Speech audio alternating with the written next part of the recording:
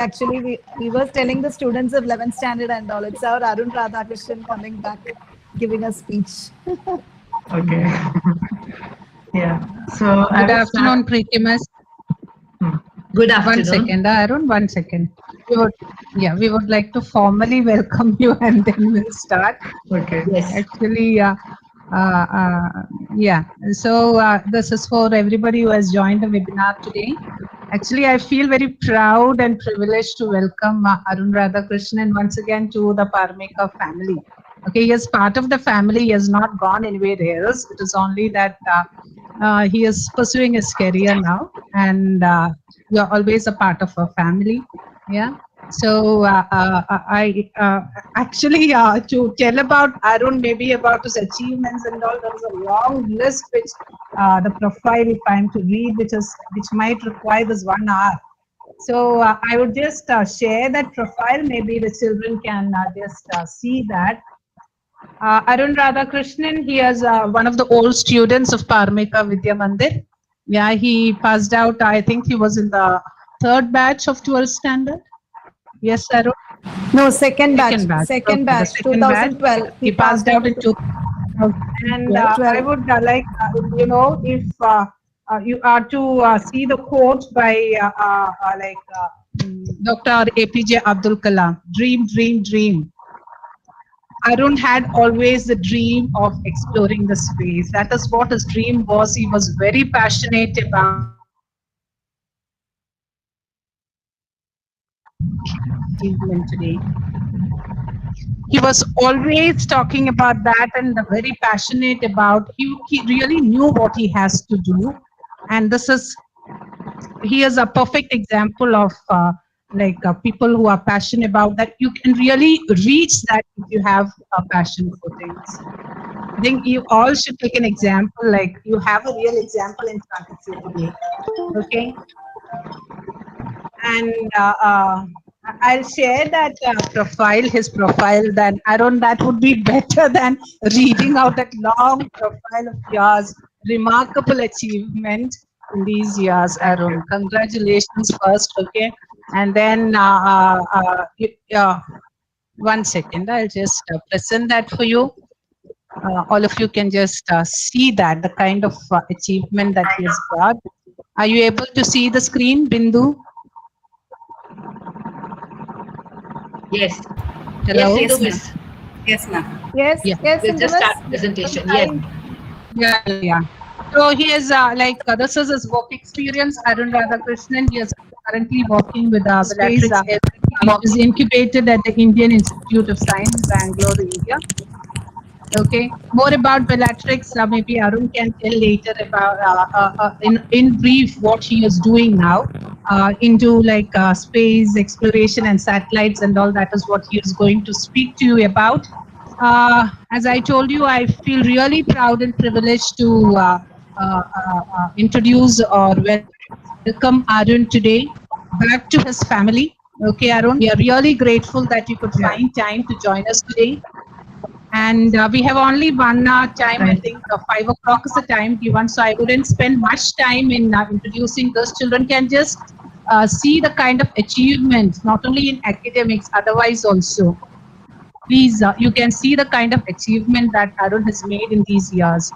So if you have a passion, if you're really into it, with perseverance, with hard work, whatever it is, you have a perfect example in front of you for all that. Okay, so I'm really happy to welcome you, Arun, today, and really very happy actually to see you and to be with us today, to speak to the children here. I think we have a really great number of children who are going to listen to you today. Okay, Preetimas, I welcome you also to this session, and the children who have joined. Thank you, ma'am. And children, I do believe that you are going to really have time with Arun today.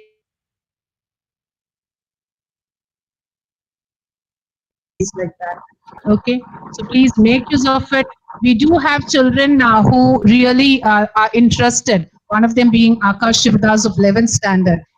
he too dreams of being a space scientist. So he one among those many students who might be dreaming about this. So you're going to get an idea of what it is all about today. I welcome the teachers who have joined, the children, the parents who all have joined the session to listen to Arun. Arun, once more I welcome you, and once more I don't get bored. I'm really happy that you are here. Okay. Thank you. Thank you, Arun. Thanks a lot for being here. Yeah. Thank you. Yes.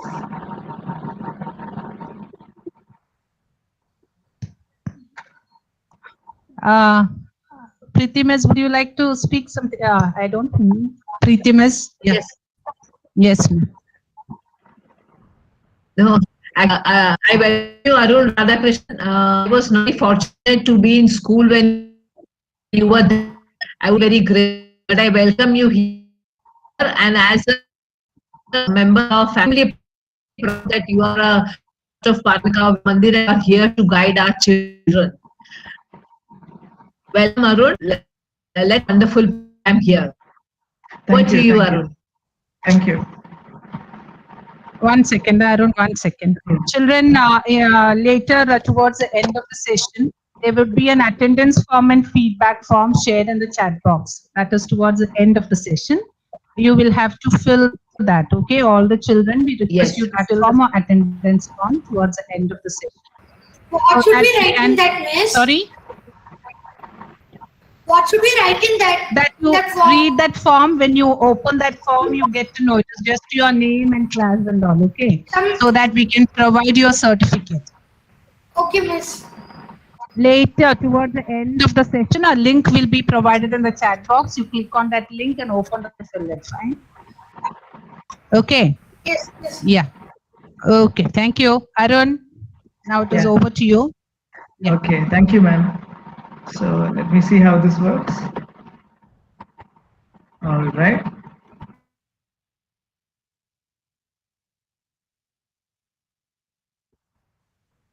Yes. Yes, we can. Yes. So I hope everybody can see my screen. Okay, that's good. So as Sindhu Miss and the other teachers have given an introduction, I work at a space startup called Bellatrix.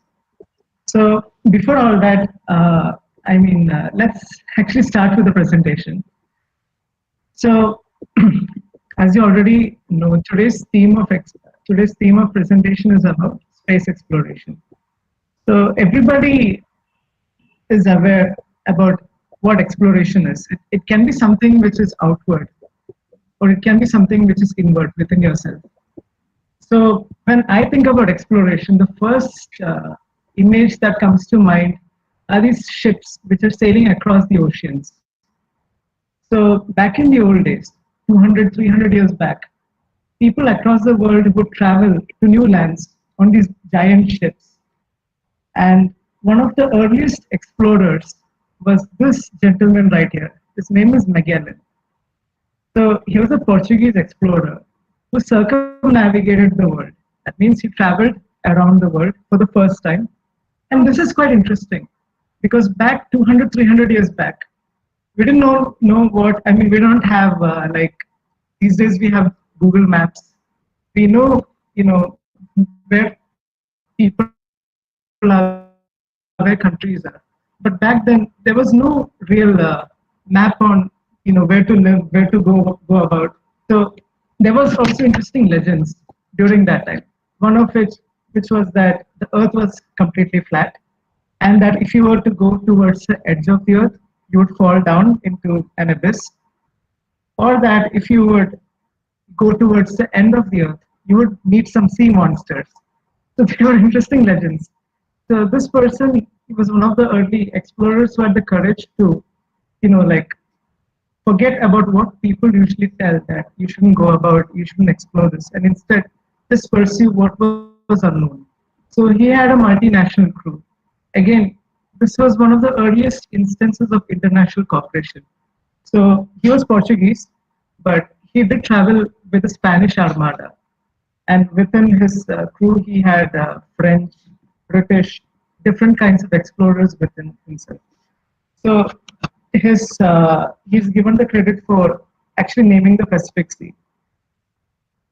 So when he was making his journeys across the oceans, one of the earliest navigational aids that he tried to use was the stars. Now, this is a picture of the Milky Way from a village somewhere in Uttaranchal. So when you look at the night sky, you only notice like few stars here and there. But when you go out into a very dark area where there is no light pollution, that means an area where there is no light to interfere with the night sky. This is the image of the Milky Way that you would see. You could literally see the big stream of milk, and that is why people named it the Milky Way, because back then, thousands of years ago, when the skies were completely inky black, you would just look up and you would see stars of all shapes and sizes. So just want to present this video. I'm not quite sure. So this is how the night sky would look from a perfectly dark place. And you could notice that the sky is rotating. So it's actually not the sky which is rotating, it's the Earth's rotation. So the Earth rotates from east to west, and the sky appears to move with it. And so this is the Milky Way. This central bulge actually has a supermassive black hole. So what is a black hole? That's an object which is so immense, which is so dense that no object can escape from it. I will explain about it later on. So this is the Milky Way. And these are the different planets. If you know where to look, you could find out where the planets are.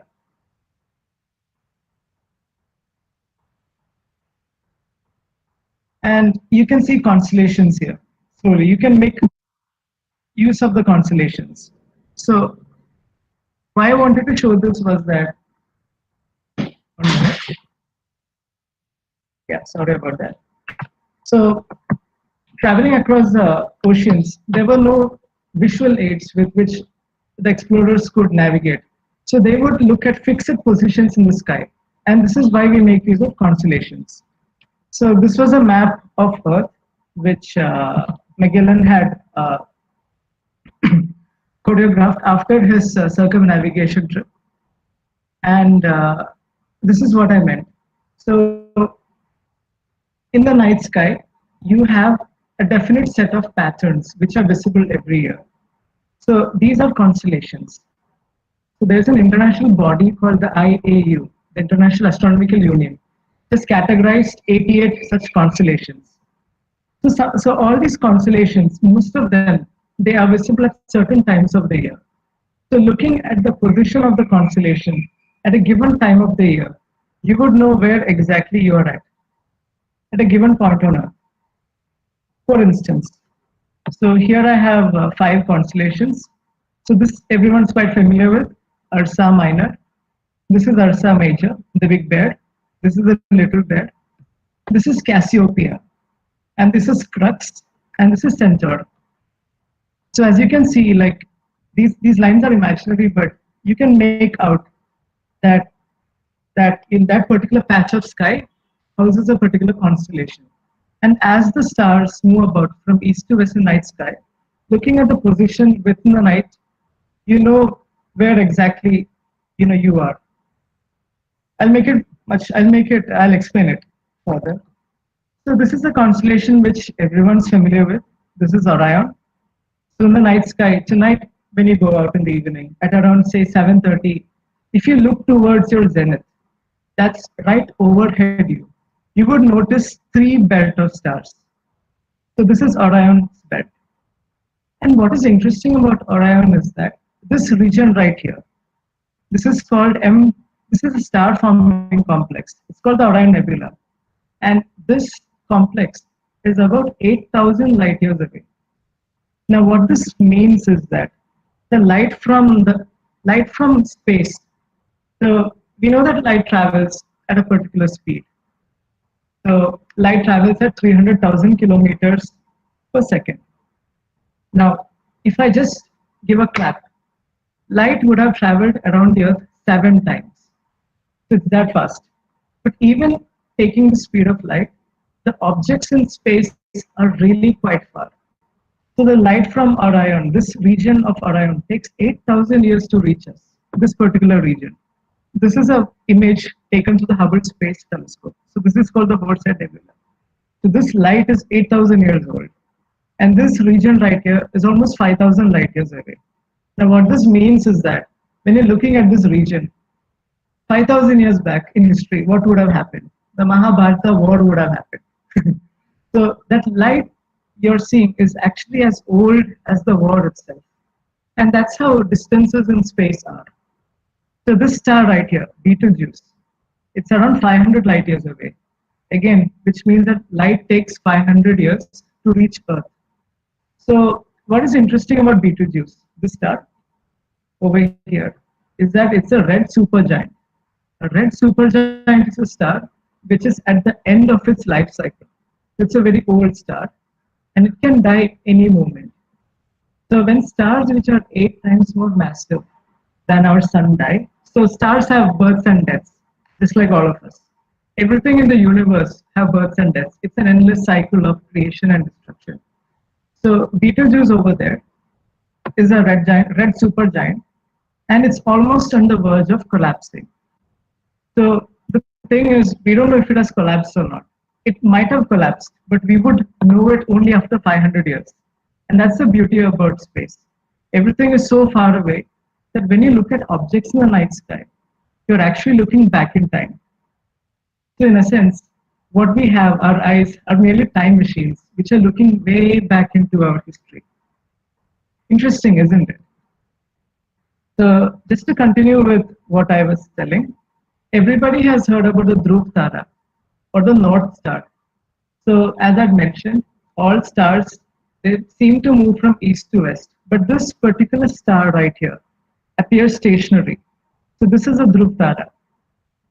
And on Earth, you must have studied about latitudes and longitudes. Latitudes are those horizontal lines, while longitudes are those vertical lines. So equator is a 0-degree latitude, and India is somewhere 10 to 20 degrees above the equator. Now what is interesting is the North Star. So if this is the horizon, the North Star corresponds to the particular latitude of a place. That means if you are at the, so suppose we are looking from Thrissur, the North Star, yes? Why is it? What is the main use of the North Star? Yeah, I'll mention. And why can stars be used to find our way through? Okay, I'll answer all that. So the North Star is around 10 degrees.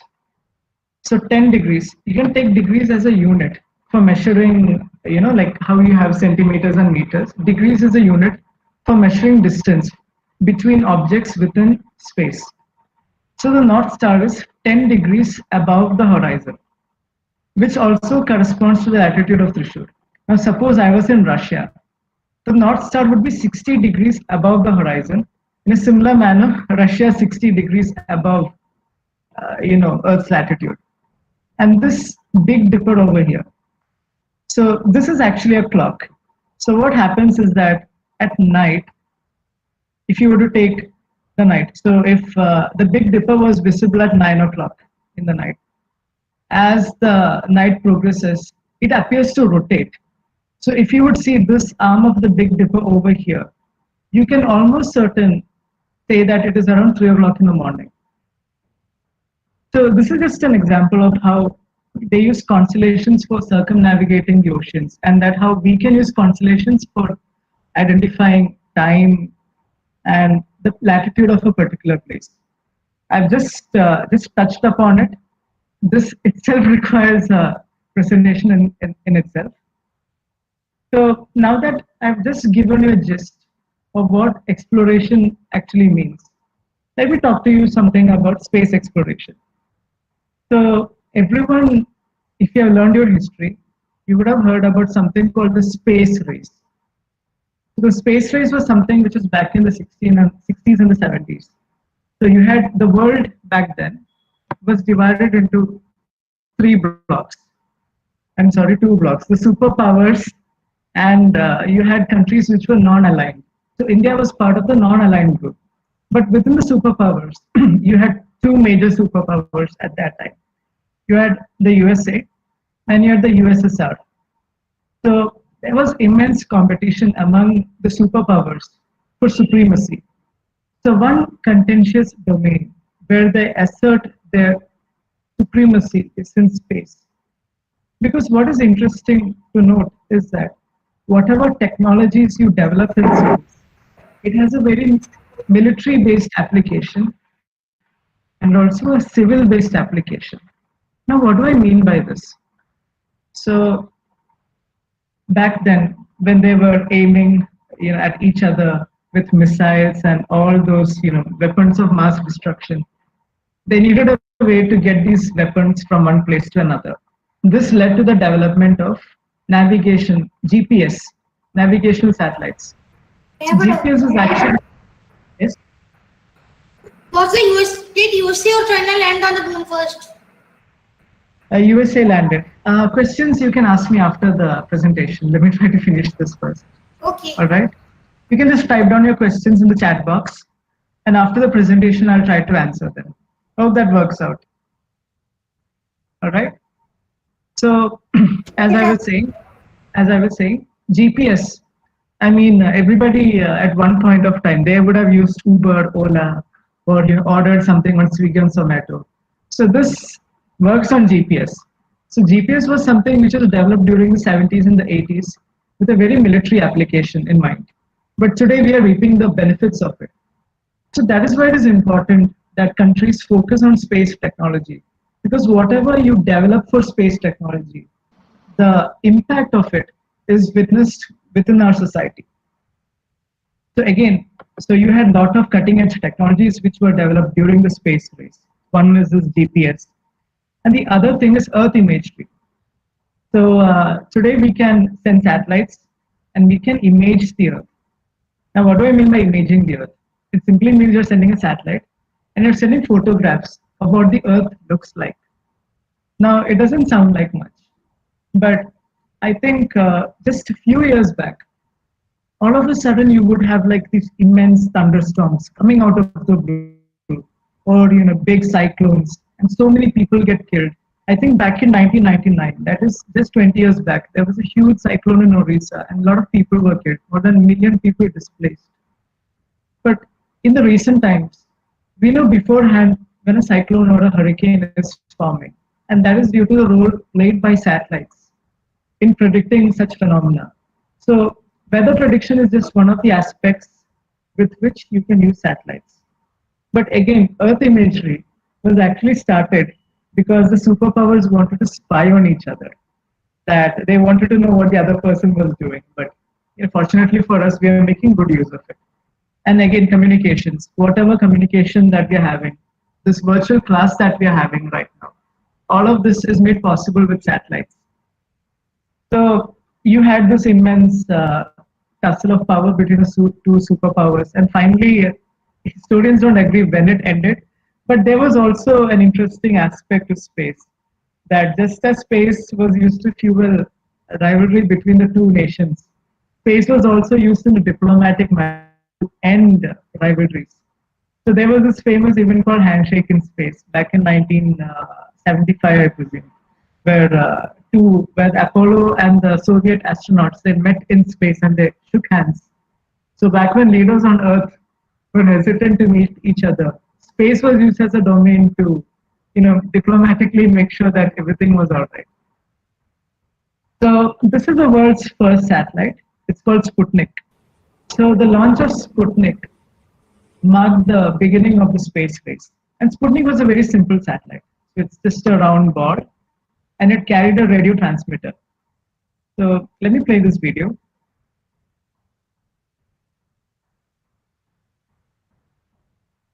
I hope the sound is coming.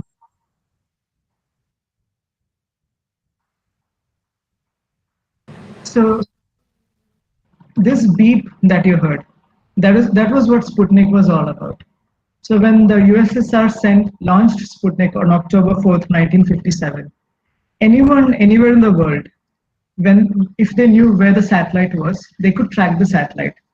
And back then, this was a very grave event for the Americans because they were scared that the Russians had developed, supremacy in space. So the Americans also started with their own spacecraft, and that was Explorer 1. 1 minute. So the Explorer 1 was launched on top of a missile. And again, it was a very simple satellite which was launched by the Americans. And what actually set the space race apart was that Russia was almost ahead of the Americans in every single way. They launched the first satellite, Sputnik. They put the first man in space, Yuri Gagarin, first woman in space, first animal in space, the first person to walk in space, and also the first spacecraft. Somebody had asked me, like, who was the first to reach the moon? Technically speaking, it was the Russians. They were the first to send a spacecraft which impacted the moon. It was not.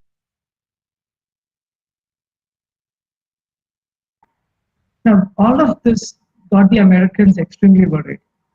They were of the view that the Russians had developed so much capability in terms of space technology that they could be supreme. So the US also started with their own space program. So NASA started back in 1958. And NASA's main intent was to use the commercial aspect of space.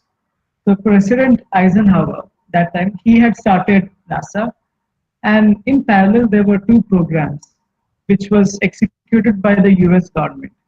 One which looked onto the military aspect of space using the US Air Force. And the second one was the National Reconnaissance Office, which was taken under the guidance of the CIA. Everybody, not everybody, I'm sure the older students would have heard about what the CIA is. It's like how we have CBI in India. CIA is an agency which again uses cutting edge technologies for their pursuits. And interestingly, I just added this because Corona is the flavor of the season. It was codenamed Corona for this reconnaissance mission that they carried out. And again, this used satellites to gather intelligence on Soviet Union and its allies. Now today, after the fall of Russia back in 1990, the fall of the USSR, today the US is one of the leading countries in the world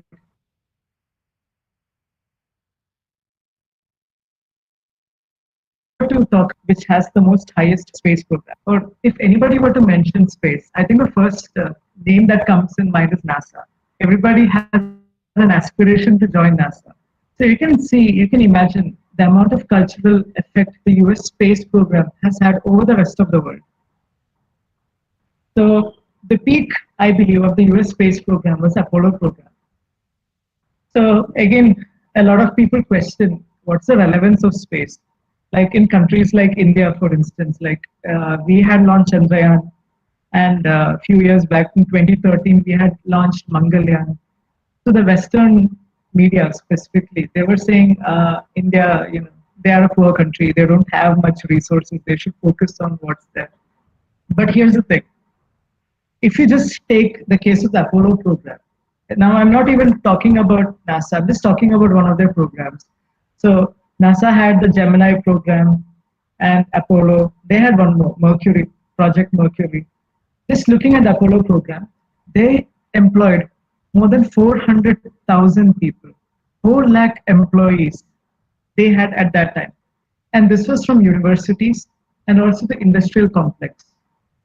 And what is interesting is when they landed on the moon, the average age of the crew which guided the spacecraft around the Earth and around the moon, they were just 28 years old. So today, when people tell that you need to have experience to do certain things, you can just look into Apollo program for your inspiration. Because these people were very young when they landed a spacecraft on the moon. And again, this is something which I really like about space, that back then, President John F. Kennedy, he had proposed a US-Soviet moon mission. But this was proposed during September. I think the date was around September 5th, 1963. I'm not quite sure. And he was assassinated in November. So if he had actually been there, we would have seen a much more mutual cooperation between the superpowers of the world towards space. But unfortunately, that did not happen. So you had many missions, of which 12 crewed missions were conducted. So when I mean crewed missions, they had 3 astronauts on board. Okay, so something which I would like to add. When you take into Russia, the people who orbit Russian spacecraft, they're called cosmonauts. The people who orbit American spacecraft, they're called astronauts. And again, India is also planning its own spaceflight program. I think by 2022, 2023, they are planning a mission around the Earth in low Earth orbit. So for India, we are going to call them Vyomanauts. So you're going to hear this term this year because during the last budget, there was a lot of focus on the human spaceflight program. Again, I'll get more into that later.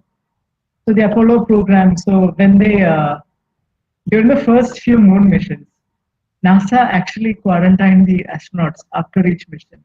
I think they had a quarantine period for almost 2 weeks to 1 month because they were scared that they would contract germs from the moon. But later, after a few missions, they got to know that space, there are no germs in space. Space is actually as dead as it is. I'm sorry? Attract what? You certain for said like something attract something. I didn't get it. You said NASA quarantined Yes. astronauts because they felt that they would attract something. Yes. So, What attract? What they would So, attract? I didn't okay. understand that word. okay. Can you repeat that So, word again? all right. Suppose you visit a new country. Yes. You would have the fear that there will be some foreign germs. You know, like germs which are not there in India, which is, I mean, some new kind species of germs which are somewhere elsewhere in the world, Okay. right? So, in a similar manner, people at that time thought that when you go to space, there would be space germs, which you would bring back to Earth. Okay. So that is why they quarantined the astronauts in the initial missions. And later on, they got to know that there are no germs in space, that there's no life actually in space. Then they were quite happy with it. So that's what I meant by this statement. That When did NASA they stop quarantined. the quarantine of the astronauts? Did NASA stop the quarantine of the astronauts after that? Please ask doubts after the class. Please ask doubts after the class, please. Okay. Yes. So the Apollo program, they returned about over 400 kilograms of moon rock, and most of the moon rock was sent for analysis across the world, and some of it was actually sent to each and every country, which was part of the then UN. So the US sent pieces of the moon as a gift, again to extend its diplomacy across the world. So as I've mentioned before, in 1975 they had Apollo Soyuz mission, where 3 US astronauts, they docked in orbit with the Soyuz rocket, and they greeted in space. So this was the handshake in space, which I was mentioning about. So again, this is how the moon looks like. And this is one of the early images of the Apollo program. So you can see moon dust everywhere, and you can see the astronauts' footprints. So moon dust as such is extremely fine. It is said to be more fine than talcum powder. So you can see that the footprints are there. And this interesting device over here, it's called a retroreflector. Now, a lot of people ask, like, did NASA actually go to the moon? Like, did the US actually go to the moon? Was this all staged? And the reason a lot of people ask this is that the Russians were ahead of the US in every single way. As I've mentioned in one of the previous slides, the Russians were ahead in almost every single aspect of space, but they never was able to reach the moon. But the US did. So how do you prove that man landed on the moon? The answer is this. So they have positioned these retroreflectors on specific regions across the moon. So if you have a very powerful laser, something like this, you can shoot lasers to the moon And you have special photo detectors which can detect the amount of photons. So photons are these packets of light which reflect back. So light is made up of photons, essentially. So this photo detector can actually detect. So like if you were to, let me make it simple. So you have a mirror and you have a flashlight. So you strike a flashlight across the mirror. The light hits the mirror and reflects back in a similar manner. The mirrors on the moon, you can think of these as mirrors. The lasers sent from Earth, they strike the reflectors and they reflect back to Earth.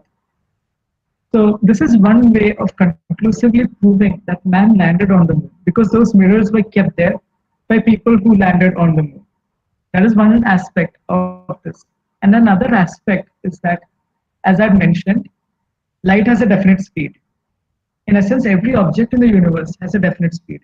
So your car goes around 70, 80, 100 kilometers. Your aircraft goes around 500,000 kilometers an hour. Like that, as I mentioned, light travels at 300,000 kilometers an hour. So by measuring the time light takes to strike the moon and reflect back, you can calculate like how far the moon is. So right now, looking at this calculation. So, okay, I'm striking a laser at the moon.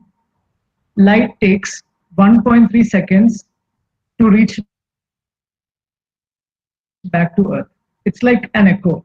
So if I go to a dark room and if I shout at the wall, after some time, it is instantaneous. But if I go to a mountain or a deep valley and I shout, after a few seconds, I can hear my voice coming back. There's a time delay, right? In a similar manner, when light strikes the moon, it takes a particular amount of time to reflect back. So using this calculation, we know how far the moon is. So as I mentioned, 1.3 seconds. That means that the distance of the moon is somewhere around 432,000 kilometers. I will share the calculation with you, how it is done. It's a very simple calculation. So in this manner, you can measure distances. But again, this only works for very objects which are quite close. Like suppose the moon. For calculating distances of further away objects, it takes an immense lot of time. So as I mentioned, moon takes 1 second, 1.3 seconds. Light from the sun takes 8.3 minutes.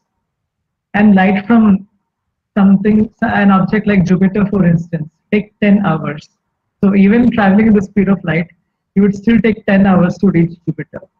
Or to put into perspective, if today I were to cover the sun, right here with a big piece of cloth or something, cover the sun, I would only know after 8.3 minutes. That's why I'm saying that when you look into space, you're actually looking back in time. All right. So how did they reach the moon? So one thing, to reach, you need a very powerful rocket. And this is what the Americans used to reach the moon. So this is called a Saturn V rocket. So this is one of the most powerful rockets ever built.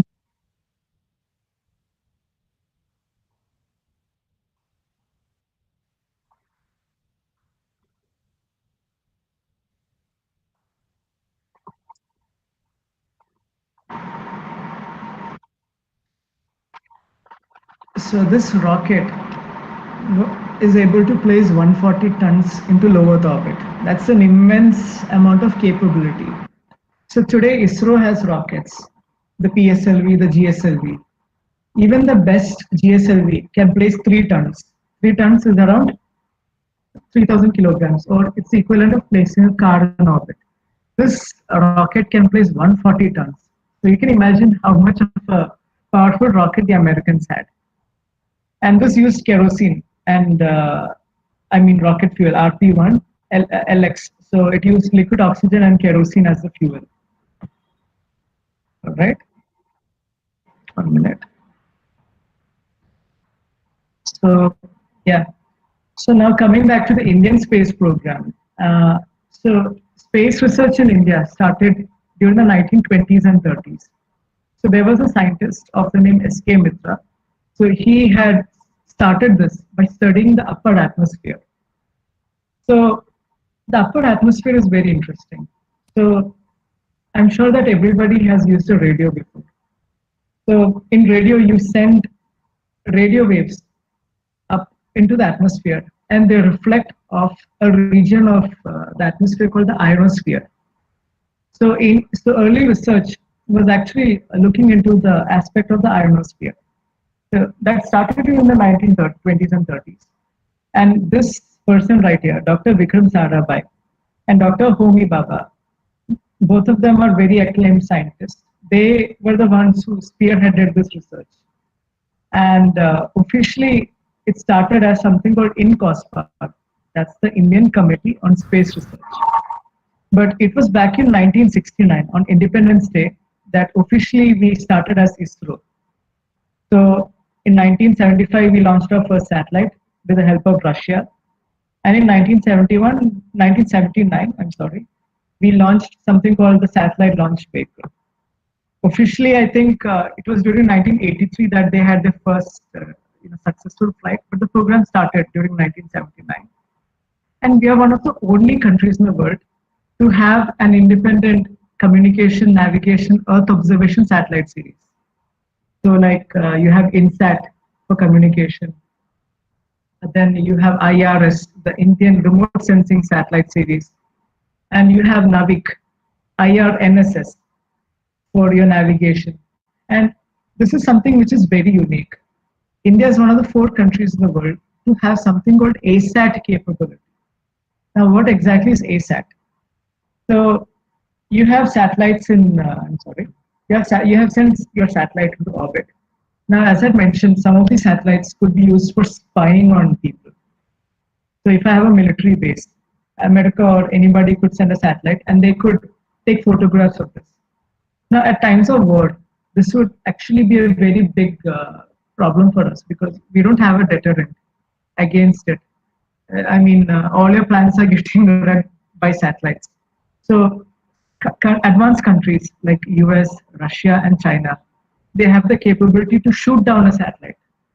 So 2 years back, DRDO demonstrated this capability, making India one of the 4 countries in the world to have this capability of taking down satellite of enemy countries. So that is ASAT. This is an important thing in the coming years. So these are some photographs of the early, early space program. So this is somebody transporting the pieces of a rocket. So this rockets actually flew. So this is a Nike Apache rocket on a bicycle. And this is Dr. Kalam with the other chief scientists, again talking about their research. And this was after the rocket launch. The rocket, once they would launch it, parts of it would fall into the sea. So the fishermen at Tumba, that's near Trivandrum, they would, take back all the parts of the rocket. And this was not ancient, this was the first St. Mary's Church, I believe, which was converted to house all the research which is going on back then. So again, components of the rocket which was being transported. And this is our Prime Minister Indira Gandhi, along with Dr. Vikram Sarabhai, Satish Dhawan, and all the chief scientists. And then the scientists explaining to her about what all research activities the Indian space program was currently doing. And I'm sure many of you would know him.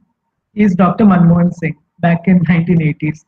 Again, the scientist explaining after a recent rocket launch. This is Dr. Kalam, Dr. APJ Abdul Kalam back then. And I've been told that when they took this picture, there was a speech which was given. And somewhere, I think 3 kilometers away at a college, there was a young boy by the name Madhavan Nair who heard the speech and was so inspired by it that he went on to become one of the chief scientists who designed the PSLV program. So Dr. Madhavan Nair, he is one of our former ISRO chairmen.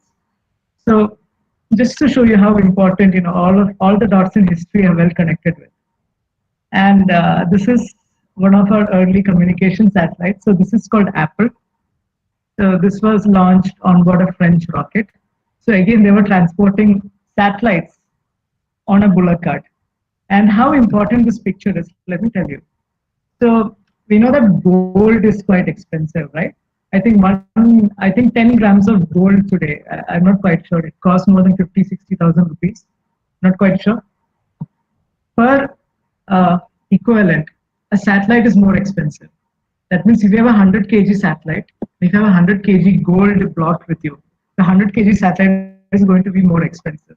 And they was transporting satellites on bullock carts.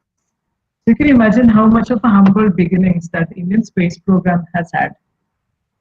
And again, this was right after the SLV mission, when all the scientists were quite jubilant after the success.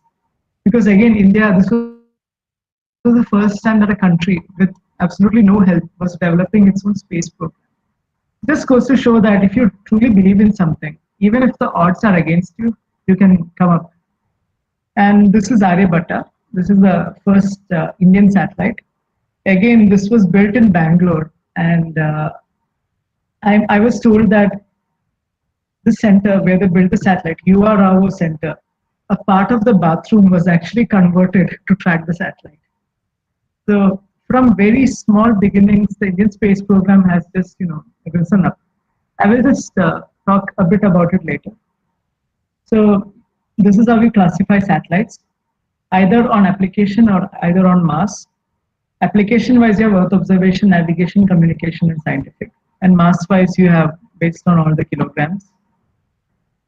And an interesting mission that India did was the launch of Chandrayaan-1. So back in 2008, India had launched Chandrayaan-1. And what was interesting about Chandrayaan-1 was that it was the first spacecraft to conclusively prove that there was water on the moon. And why is this interesting? I'll get to that. So how they launched Chandrayaan? Again, they did a lot of series of orbital maneuvers. Now, what is ingenious about the Indian space program, which makes it very unique, is the jugaad that Indians have over the rest of the world. So the Americans, as I mentioned, they have very powerful rockets. They could directly launch into the moon. But India, on the other hand, we do not have the capability to build such huge rockets.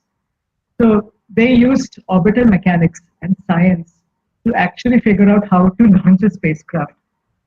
So if you're driving a bike or a cycle, when you're going up the hill, you know that it takes a lot of effort.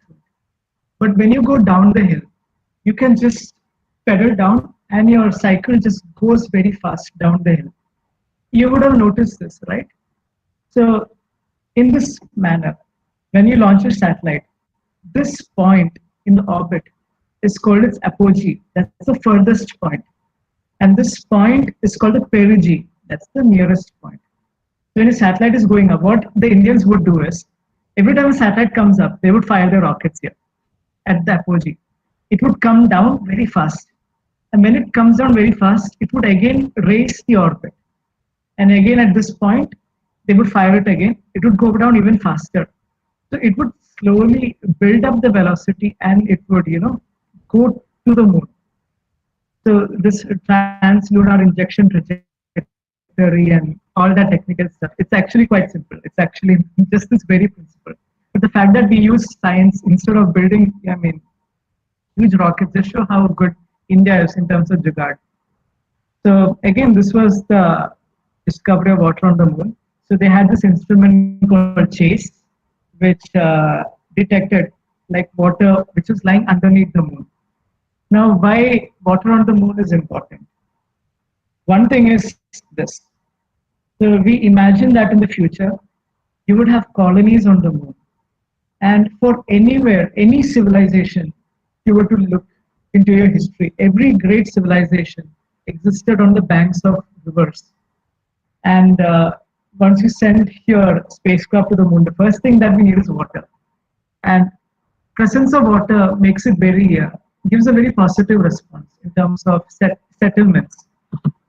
So one thing is your settlements. The second thing is you can produce oxygen from water. So as you know, water is H2O, hydrogen and 1 part oxygen. So you can produce oxygen and you can produce hydrogen. And again, liquid hydrogen and liquid oxygen is rocket fuel. So you can also make rocket fuel and you can also get drinking water. And for cooling equipment. And again, we can't carry water from Earth. That's why they carry, that's why it makes more sense to economically derive water from the moon. So we believe that in the future, you would use parts of the moon and you would use a process called sintering. Essentially, sintering means using lasers to heat the surface, just like how clay is used to make clay structures. We believe that one day we could use moon dust and moon rock to build structures on the moon. And another aspect of this is called terraforming. So we believe that Mars was once like the Earth, that there was life on Mars. There is a lot of speculation on this. And what we believe is that if you were to increase the carbon dioxide, so in our atmosphere, we have oxygen, we have nitrogen, we have carbon dioxide. And because of the carbon dioxide in the atmosphere, we have greenhouse effect. Essentially, greenhouse effect is a trapping of heat. So what we believe is that if you can increase the carbon dioxide on Mars, you can create an artificial greenhouse effect, which will cause the ice on Mars. So there is ice on Mars. It has been well documented. You can cause this ice to evaporate, form clouds. And when clouds form, it forms rain. And slowly we can make Mars, habitable. This is what terraforming is. And that is why there's a lot of interest towards missions to Mars. And again, I wouldn't take much time. This is just Navik. This is the Indian constellation for navigation, which was recently built. And there are a lot of interesting missions which are coming up by ISRO. And again, an interesting aspect of Navik is that you would ask why India is investing in Navik when we already have GPS and the Russian system. So we have GPS, that's the American system. GLONASS, that's a Russian system. And you would have Galileo, that's a European system. Why India should invest in its own navigation system? Well, here's the thing.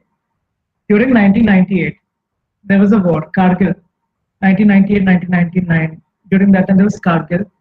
And the soldiers which were posted at the border, they could not use GPS for navigation. The Americans had switched off GPS.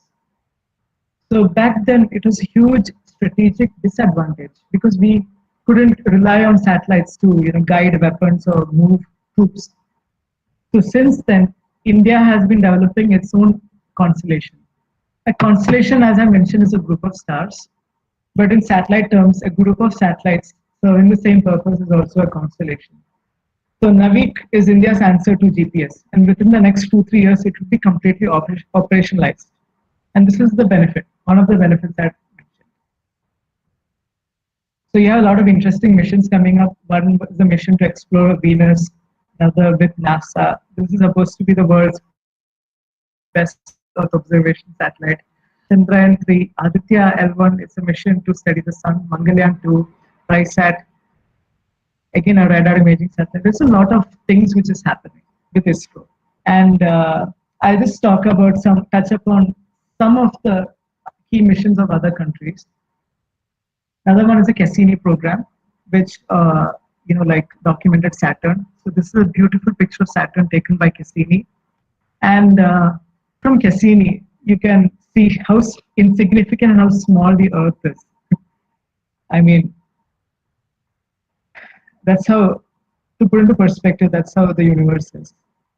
And this is a moon which is documented by Cassini. It's called Enceladus.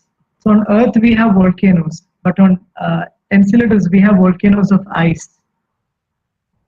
And this is another moon which is documented by Cassini. It was called Titan. And again, on Titan, they have lakes of methane. And what this picture is that Titan almost looks like Earth. So somewhere in the future, if you were to travel and explore Titan, it is almost like a second Earth. And again, exploration of Mars, a lot of interest in Mars. And another thing which Indians should be proud about is that we got Mars in our first attempt. While Mars is typically a very hard target to explore because most of the missions end up in failures. And again, Mars is quite interesting because there's a possibility for life on Mars. And back in 1700s and 1800s, when people used telescopes to look at Mars, they would see these channels. So this was a picture made by a famous astronomer back then. I think his name was Lowell, Percival Lowell. So he had looked on Mars and he had seen these canals. So he actually thought people existed on Mars. And that is why there's a lot of interest in Mars. And another interesting thing are comets. Again, what is interesting about comets is that we believe that life on Earth actually came from comets. So life, the seeds of life were brought by comets. And there's a lot of exploration which is happening for looking at comets. And another thing is SETI. So SETI is a search for extraterrestrial intelligence. So a lot of people ask, are there aliens? So truth be told, we are still looking for aliens. So you have these big radio telescopes which keep sending signals in the hope that you would one day get a response back. So this is an example of one of the signals which was sent in space. So I'll just very fast. So this is like a human being, an object. I mean, a type of radio transmitter which is used to send this. So this is in binary. I mean, it's a bit complex. But what we think is that an intelligent life form would be able to communicate with radio waves. And back in 1977, we actually had a response. And this is what is called the war signal, that scientists who are tracking for, like extraterrestrials, they were surprised that one day they just happened to get a response which was consistent with what they were looking for. And so yeah, are there aliens? Maybe. There's a good chance. And how do you know that there are aliens? Well, this gentleman right here, Frank Drake, he devised this very complex looking equation. Again, which tells you the probability of looking for alien life. So according to this, the final answer is that there might be 2 or there might be 240 million civilizations out there which could support life. So all of this makes sense to actually search for extraterrestrials. So since time is almost up, I will just try to wind up quite fast. So again, space is been used for a lot of reasons. As you can see, when Bollywood, Mission Mangal, I mean, I was quite interested because when Bollywood takes note that makes a movie about Mars, you know that people are actually interested in space. So we used to think that space is a government-based entity. Like you would have like Japan, Russia, the Germans, Europeans all investing in space. But what is interesting is that back in 1966, you would have like only 2 or 3 countries with space capabilities. Today, you would find that most of the countries in the world have satellites or the capability to launch satellites into orbit.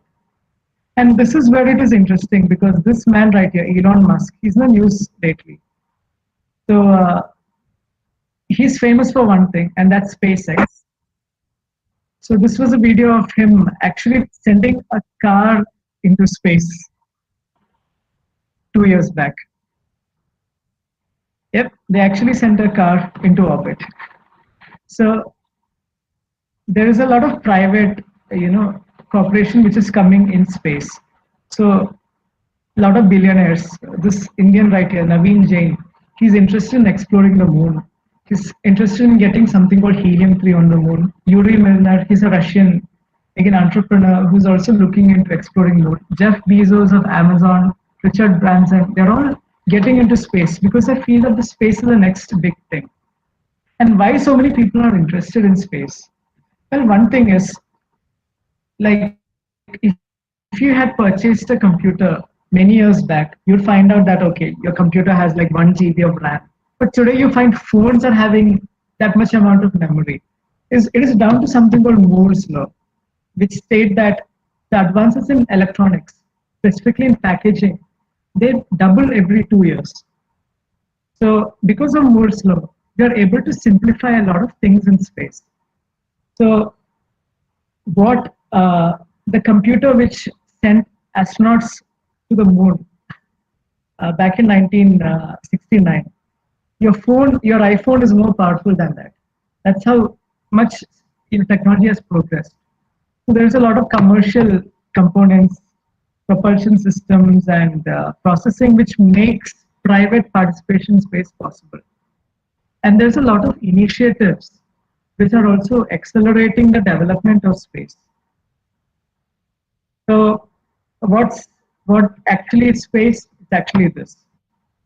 So the part of space which people are interested in, the rocket, the satellites, they are only around $5 to $6 billion in the entire pie chart. This entire pie chart of $366 billion, only 5 or 6 is actually coming from rockets. The rest of it is actually coming from the services with which you can make use of your hardware. So these are all the Earth satellites which are currently in orbit. So you have like 40 commercial satellites. Government satellites are only around 500, but more than 3 to 4 times more you have commercial satellites in orbit. And what this actually means is that because there is a lot of satellites, it's actually creating a lot of junk in space. So right now, we have polluted the earth, we have polluted every river, every city. Now we are in a position we are actually polluting space. And what is bad about this is that objects in space are quite fast.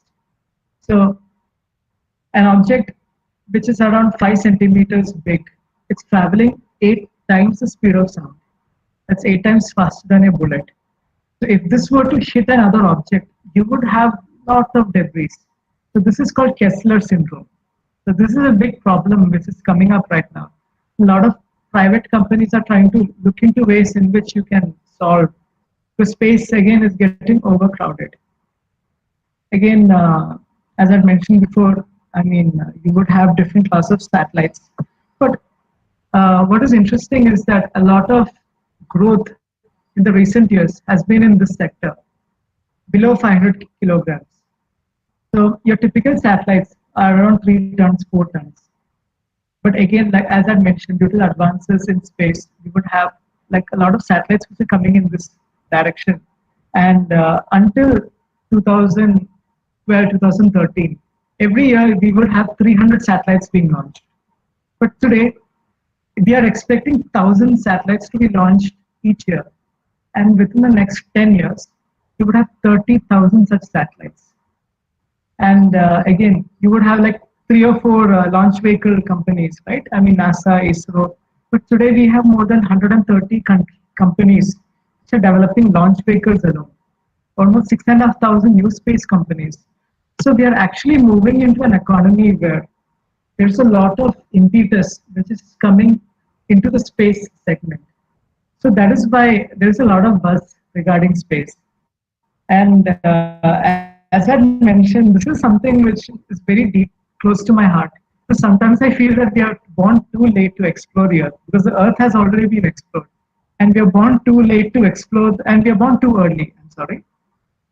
We are born too early to explore the universe because even today, with all the advances we have in space technology, we can't even reach the next star. The closest star to Earth after the Sun is Alpha Centauri. So even with the technology that we have, it will still take 100 to 200 years to reach that star. So again, just to wrap up, there's a lot of interesting things which are happening in space right now. So you have smaller satellites, you have space tugs. So this is like Uber in space. So your satellites can actually, hitch a ride on another satellite and go to other locations in space. So we feel that 10 to 15 years, just like how we have commercial flight, like you can just book a ticket and go anywhere in the world. I strongly believe that within the next 25 to 30 years, you can actually book a flight and you can go anywhere in space. I wouldn't say anywhere in space, anywhere in low Earth orbit, or even explore the moon, because that is what the whole industry is moving to, the direction at which the industry is moving into. And it is not just companies which are investing in space programs. Universities are also, so these are just Indian universities, Indian satellites developed by students like you and me. So these were actually deployed into orbit. And again, as I mentioned, Earth observation, navigation, these satellites perform the same functions.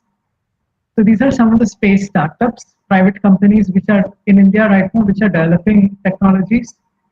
And yeah, that's about it. I'm sorry that I had to rush towards the last few slides of the presentation. But the main takeaway from all of this is that space is something which is happening.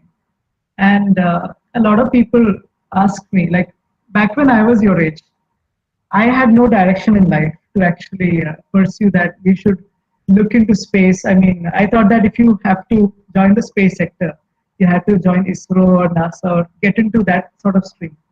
But again, due to the advances in technology, due to the way the governments have been proactive in terms of allowing companies to go, I strongly believe that by the time most of you would graduate, there would be a lot of new roles in the space sector. And that is what I would like all of you to actually encourage and look into, that even if something looks impossible to you, it is only impossible until it is done. And that anybody who is persistent I have questions. good enough, you can go ahead and do it. I have questions, Cheta. Thank you. Yeah, you can ask. Can stars help us in finding our way? I'm sorry.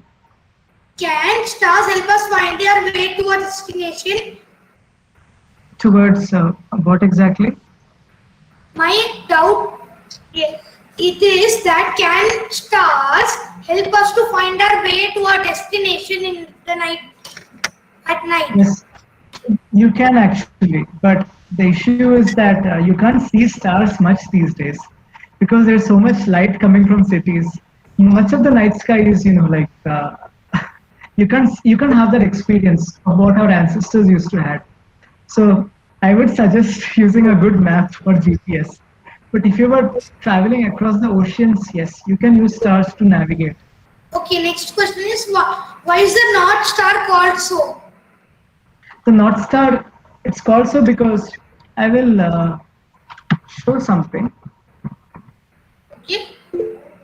Okay. I hope you can see my screen. Yes, very clear.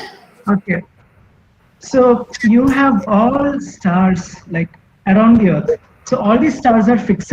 Only the Earth is moving, right? Yes.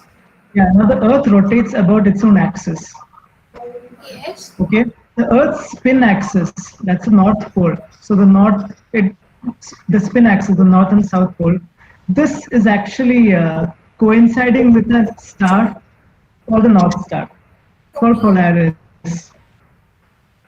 So because of this star appears to be fixed, while the other star appears to move. So it's like you're going about a merry-go-round, right? And you look at only one object, and that object appears stationary. In a similar manner, it appears that because the North Star is aligned with the Earth's spin axis. And next question is that did China or USA land on the moon first? It was the Americans who landed on the moon first.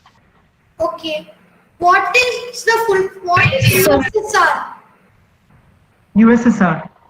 Yes. USSR, I think it's Union of Soviet Socialist Republics. Okay, what is the So- orbital sheet? Orbital? I'm sorry. Could you write it down? Radio transmitter, sorry. A radio transmitter. Yeah. A radio transmitter is like your FM radio, something which broadcasts radio waves. Okay. So instead of within Earth, we have these very powerful radio transmitters that can send radio waves across the universe.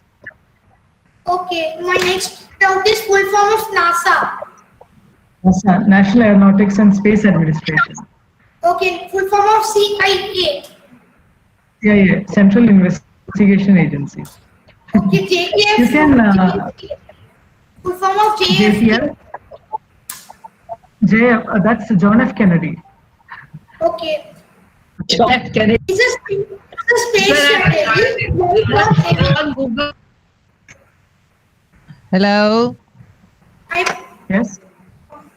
I just, Google.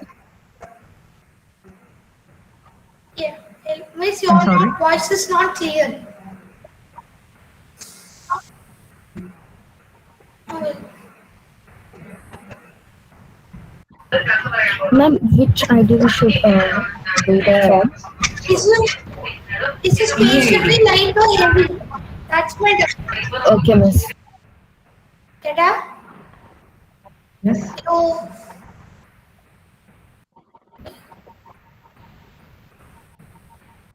Yeah, please ask. yeah. Is a space shuttle heavy or light? On that. Is there a space shuttle? I'm sorry, can you write down your question on a chat box? Yes. Sir, how does the Milky Way form? So Milky Way, Milky Way is a galaxy, and how galaxies form is that in space you have a lot of interstellar dust. So it's not just that we have dust here on Earth. In space also we have a lot of dust, and much of it is something called interstellar hydrogen. So when hydrogen combines I together, posted my question. and it gains mass. So just like how like when you fill water and it like if you fill water in a glass, that glass has mass. When hydrogen clumps together, it gains a lot of mass. So what happens is that after a while, the hydrogen begins to compress, and a reaction starts called nuclear fusion. So hydrogen essentially combines with another hydrogen atom to form helium. That's how the periodic table is formed. So all the elements in the periodic table is formed inside the heart of stars. So when you have a lot of these hydrogen patches in the sky, sometimes what happens is that there's a lot of star formation which is happening. And because a lot of it is concentrated at one place, those regions later, they begin to form galaxies. So that's how galaxies. Okay, I posted mine in the chat box. Okay, sir. Thank you. The name is I hope that Vishnu. answers your doubt. Yes, sir. We hear that. Thank you. Okay, so to answer the questions, is space shuttle heavy or light? No, it's quite heavy. Again, space shuttle can deploy very large satellites into orbit. Does the universe have a boundary? There is no Sorry? Does the moon have dark matter and gravity? dark energy, right? You want me to explain what is gravity? Yes? No, sir. Does the moon have a gravity? The moon has a gravity. Yes, the moon has a gravity. Any object in the universe that occupies mass has gravity. My next doubt is that what is an electron reflector and why is it used? What is? What is an electro and why is it used?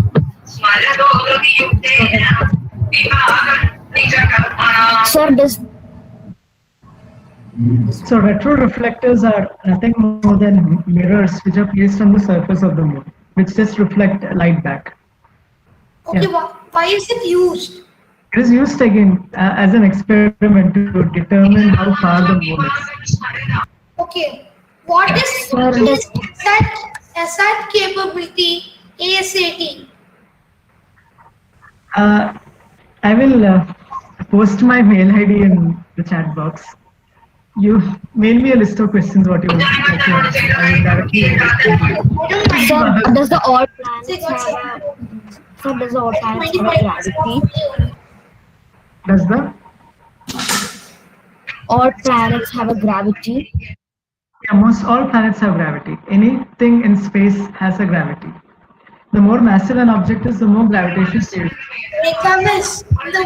Sir, when we wear the space suit, how will get the oxygen? So the spacesuit actually carries oxygen gas.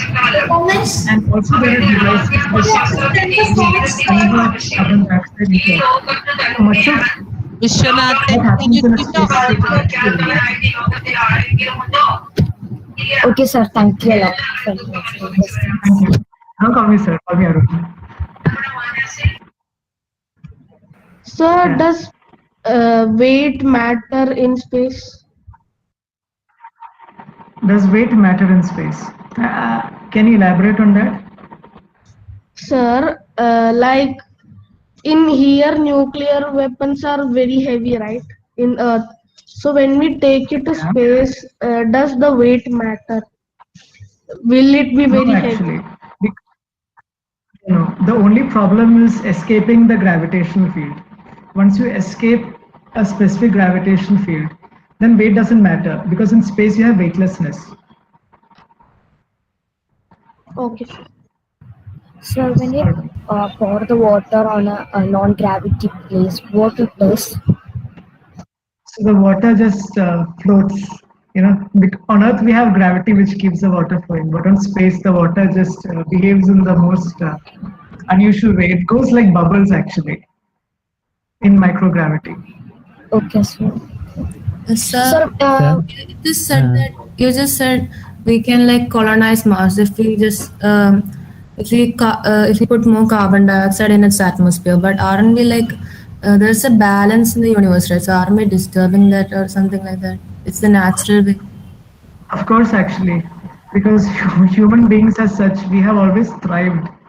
I don't want to portray human beings as a bad thing, but if you were to look at from an ethics perspective, it is actually disturbing the harmony of the universe by colonizing other worlds. But the possibility is that the fact that we can go into other planets and do these things, I look at it in this way, that the technology that we developed for colonizing other worlds, we can use it to make life better here on Earth. So one such thing is that we are facing a lot of problem in terms of water. So we don't have drinking water. So you can use space technology to desalinate water in a much faster way. And also the food that astronauts carried. So you have this ready-to-eat food and all that. So those are actually like products of space research. So I see it in that perspective, that what you develop for space, ultimately you can use it to make life better here on Earth. As I mentioned, colonizing Mars, that is something which will take a very long time. I would say 100 to 200 years, even at what we're currently doing right now. Yeah. So one more doubt. There are actually like trillions of stars more than trillions of stars in the universe, but why is the space still dark? That's a very interesting question.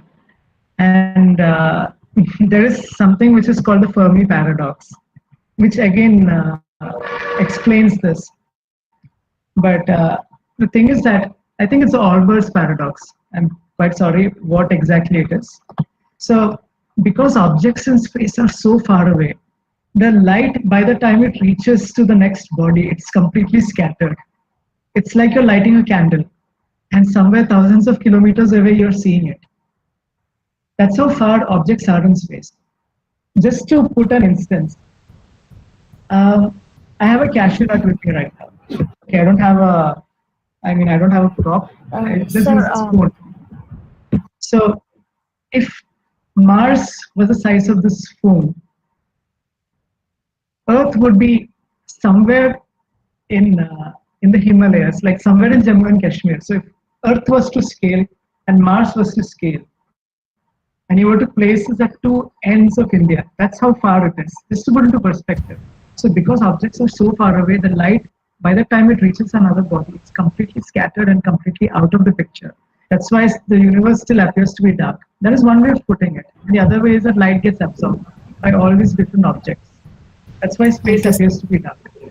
Sir, one doubt. You said in If the center of the remove the space helmet from, if we are out of the rocket, what will happen? We would instantly die. I think we would die within 21 seconds. Or the pressure would change. So the spacesuit is actually pressurized. So if you have traveled in an aircraft before, as the airplane goes up and goes down, you would feel some sensation in your ears, right? That's due to pressurization. Yes. So in an aircraft, the cabin is pressurized at a particular altitude, 1,800 or 2,400 meters, depending on your aircraft model. So in a spacesuit, you're pressurized. So what happens is that if you suddenly to take away all the pressure, all the blood would come out. I mean, it's a very it's an instantaneous death, something which should not happen to any astronaut. We will be tempted to. Okay, sir, thank you. I'm sorry? you said in the center of our Milky Way there's a giant black hole. I think that is Sagittarius A star. But I have heard that when a supermassive black hole is there in the center of a galaxy, it turns into an active galactic nuclei and turns into the most energetic. So can that be dangerous to Milky Way? It is actually because black holes are one way defining. Correct. The thing is They that are actually solutions of Einstein's field equations, right? yes, correct. So the thing is that until 2 years back, we have not seen a black hole. In fact, even today, you cannot observe a black hole. You know a black hole exists because there's another star near it, and the star is getting completely ripped apart by the black hole. Now, imagine this: you're driving, and the headlight of another vehicle is right at you, like when you're driving at night and somebody is putting high beam, then it gets very difficult to drive, right? So in the case of an active nuclei within your Milky Way, it is okay if it is pointing away from the Earth. If this active nuclei were to point towards the Earth, like how I had mentioned, like if you're driving and the opposite headlight is pointing at you, then it's a problem. So we believe that during the evolution of life on Earth, there were such events where the gamma rays, so gamma rays are part of the electromagnetic spectrum, these are highly energetic waves. This actually hit the Earth, and that caused all life on Earth to die out. So we believe such events in the universe actually played a role on life to evolve on Earth in the first place. Sir, in Mission India Hindi movie, in the last they show a Mars image. How the space that thing shows the image to their TV? So they have cameras mounted on board these spacecrafts. So they take these photographs. So there will be so many rupees, and they will remove. Yes. So I think Sir, Chandrayaan. how many days will take to make a rocket? Rocket? You mean a rocket which goes to the moon or which just goes to space? Space. I believe like the research and development for making a rocket will take 10 years. 10 years to research and develop how to make a rocket. And if you were to make a rocket, I think it would take at least a year. But right now we are having technology where you can print your rocket. So there's something called 3D printing. So you can completely print your rocket and you can make a rocket within 2 days. It is possible right now that within a week you can make your rocket and send it to space. So for a rocket sending to the Mars or space, does we need permission of the Prime Ministers and space head? That's a very good question that you asked. So the thing is that like Earth, we have many organizations which deal with law and regulation. In space, we have an organization called, I think, the WTO, the World Telecommunication. They have defined, World Telecommunication Organization, and the ITO, ITO, International Telecommunication Organization. So they have defined specific frequencies which satellites can use. And in I believe it was during the 1967, there's a treaty called the Outer Space Treaty, which is a part of the UN Space Charter. So as per the Outer Space Treaty, any country, if you're a private company which is launching your rocket to space, you should have permission taken from the country itself. Like the country, the object which is launching to space becomes a liability of that particular country. It's like I have a satellite which is launched from the US, and I have another satellite which is launched from Russia. In space, for instance, they collide for no apparent reason. So you would need arbitration. It means you would need to like police, like how policemen, like look after, like two parties disputes. You need to solve disputes in space. So there are organizations. So the UN Office for Outer Space Affairs, they have a catalog where they designate each and every rocket and every satellite with a particular ID. It's called the COSPAR ID. So yes, you would actually need to contact these international organizations, secure their permission before you actually launch an rocket into space, at least to inform the body that you're doing a space activity. Okay, sir. In one movie I have seen, in space there's an office So what it is a true or not? I'm sorry, in space there's a what?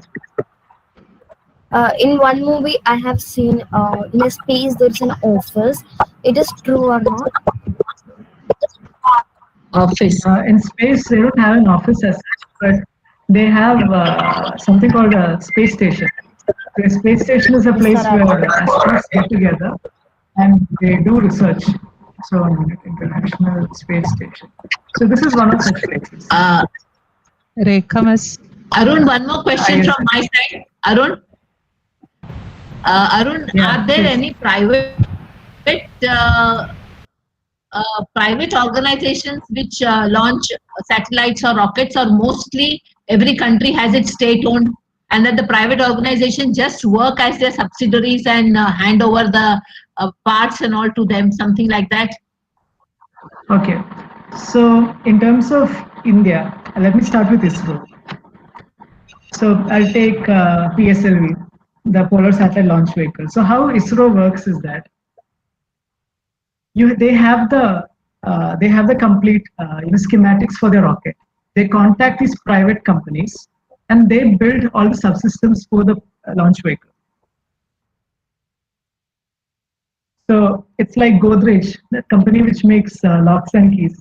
They are actually making the engines for the PSLV and the GSLV. So right now what happens is in terms of technology transfer, ISRO just gives the technology to the private companies and they just execute it.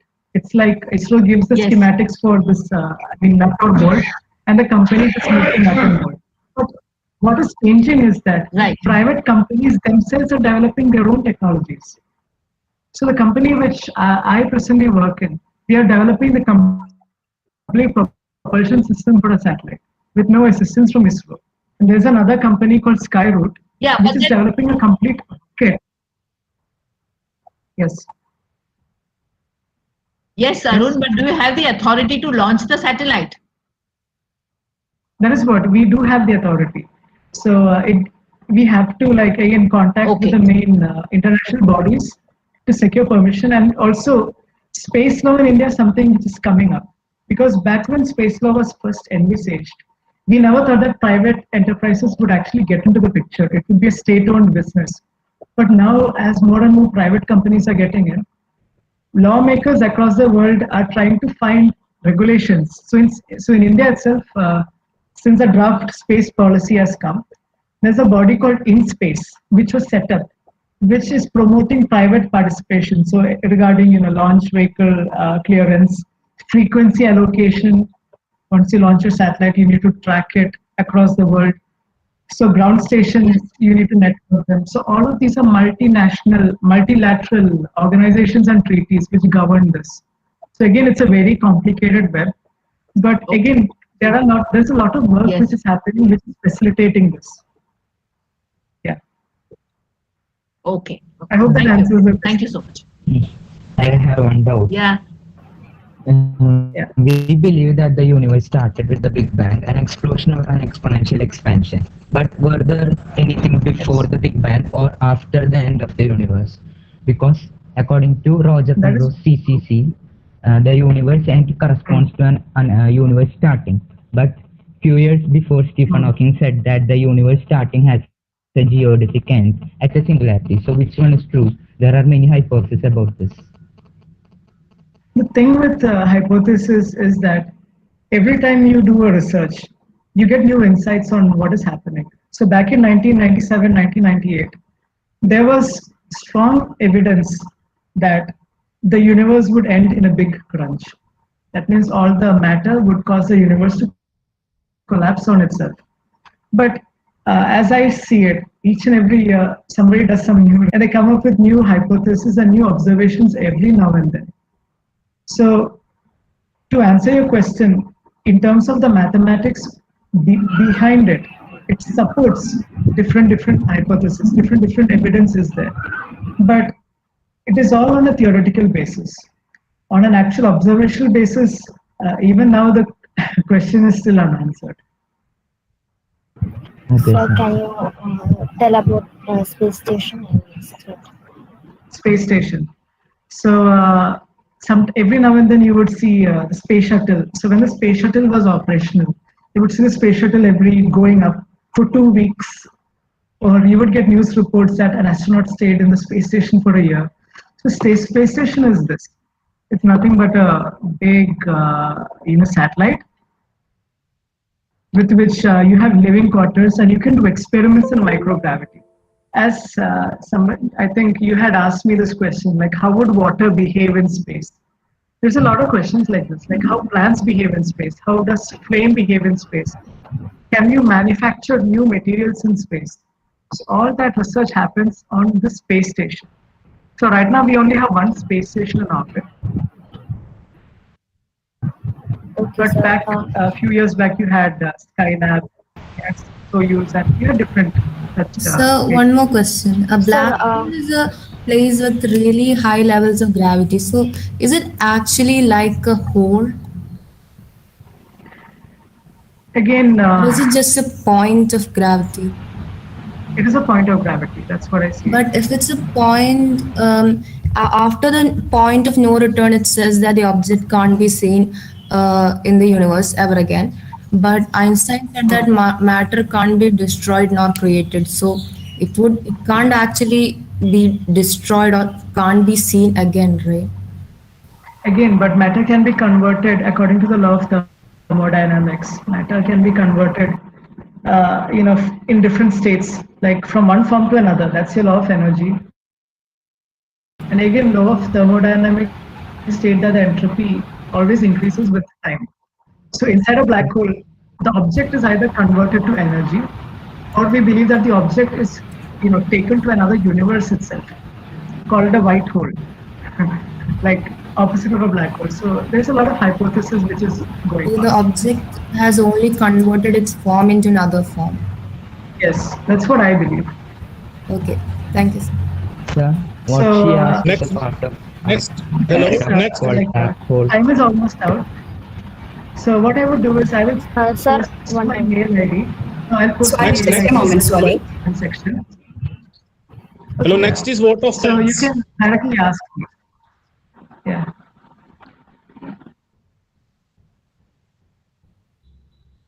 Next is vote of thanks by Aga Shivadas. Yeah. Okay.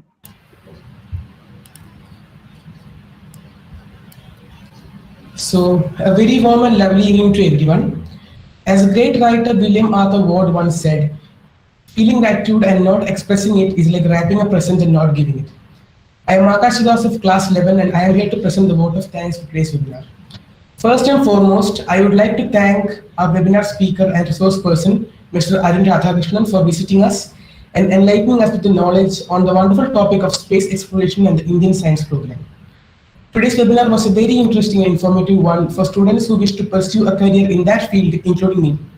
The point where Mr. Arun Radhakrishnan told us about the space race and about the future missions of India and how India began from very humble beginnings and India is now in the top league of countries in space technology.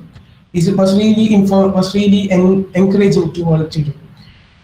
Once again, I'd like to express my thanks to Mr. Arun Radhakrishnan for taking out time from his busy schedule and enlightening us with knowledge and answering. Principal Miss, Director of Education Kalyani Miss and Vice Principal Preeti Miss for giving permission to conduct this wonderful session. I take this opportunity to express my gratitude to the teachers and non-teaching staff who organized this session in a very amazing manner. I thank all the students and parents who ended this session and made it a great success. I would like to end my words by thanking everyone who made this session a great success again. Thank you.